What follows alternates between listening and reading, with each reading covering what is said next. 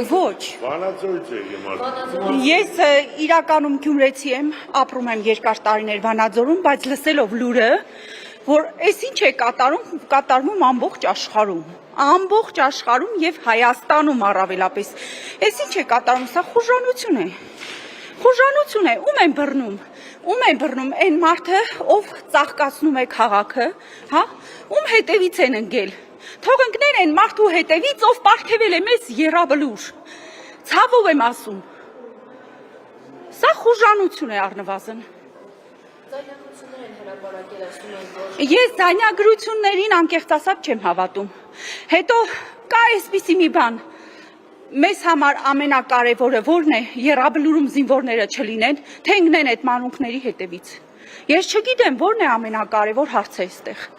Ամենակարևոր հարցը թողած ընկել են քաղաքապետների հետևից։ Եվ սա առաջի դեպքը չի, երկրորդ դեպքը չի, արդեն որ երրորդ դեպքն է։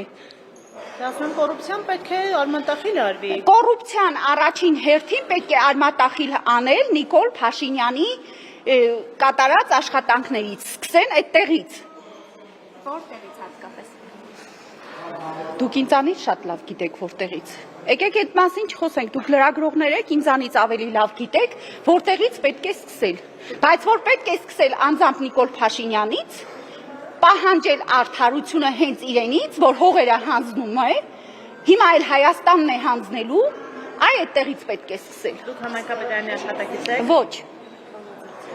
Ես քաղաքացի եմ, պարզապես Հայաստանի Հանրապետության քաղաքացի եմ։